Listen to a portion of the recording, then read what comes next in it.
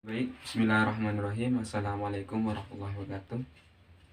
Rabbi sholli sodri wa yassir li amri wahlul 'uqdatam min lisani yafqahu qawli. Amin ya rabbal alamin. Nama saya Muti Aji, di NIM 024 105 010 079. Di sini saya akan menanggapi video Bapak yang menjelaskan tentang ekonomi. Jadi yang saya tangkap itu ada 4 poin. Yang pertama itu ada pengertian ekonomi. Jadi menurut istilah, ekonomi berasal dari dua kata bahasa, yaitu Yunani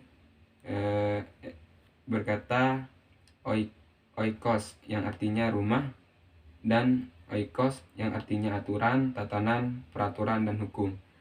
Jadi jika digabungkan yaitu jadi oikos nomos yang artinya pengelolaan atau manajemen rumah tangga. Yang poin kedua yaitu ada definisi ilmu ekonomi.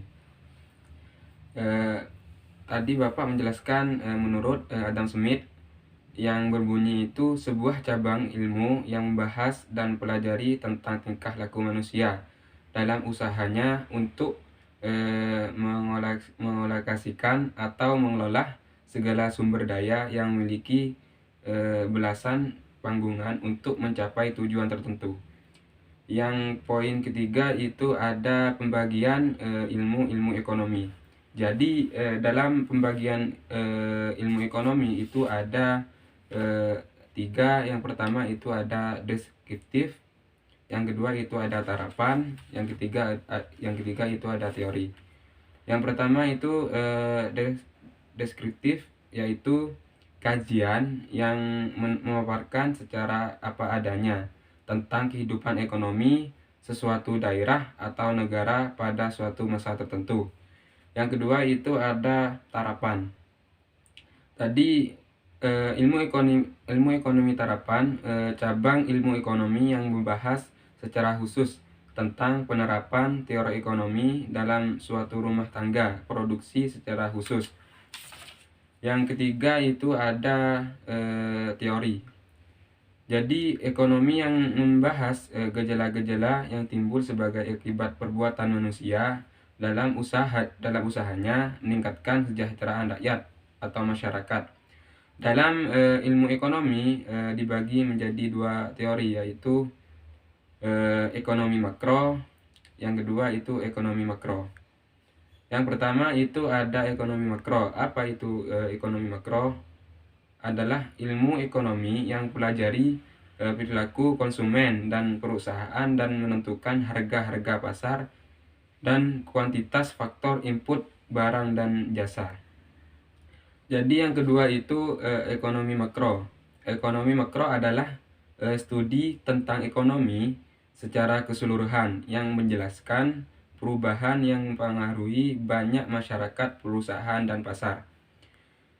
Jadi di dalam ekonomi makro itu terdapat konsep-konsep dasar di dalamnya. Yang pertama itu ada pendapatan pengeluaran, yang kedua itu ada pengangguran, yang ketiga itu ada uang dan fungsinya, yang keempat itu ada inflasi dan deflasi.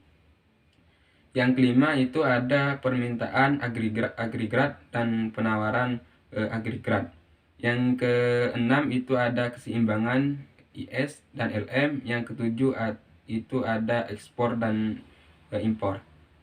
Jadi perbedaan ekonomi makro dan mikro, yang pertama itu ada ilmu ekonomi dalam ketenaga kerjaan. Menurut yang mikro itu ada kebutuhan tenaga kerja suatu perusahaan, yang makro itu ada kebutuhan tenaga kerja secara keseluruhan. Yang kedua itu ada ilmu ekonomi dalam konsumsi.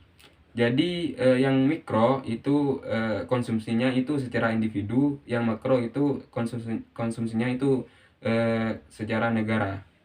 Yang ketiga itu ada ilmu ekonomi dalam produksi. Jadi di mikro itu menjelaskan dalam produksinya itu jumlah produksi suatu perusahaan. Yang makro itu ada jumlah produksi secara nasional. Yang terakhir itu ada ilmu ekonomi dalam harga. Jadi dalam mikro, harga setiap barang dan jasa. Di dalam makro itu ada harga barang dan jasa secara keseluruhan. Mungkin itu saja dari saya. Apabila ada kesalahan, mohon maaf tiada hingga. Saya akhiri. Ihdinas siratal mustaqim. Wassalamualaikum warahmatullahi wabarakatuh.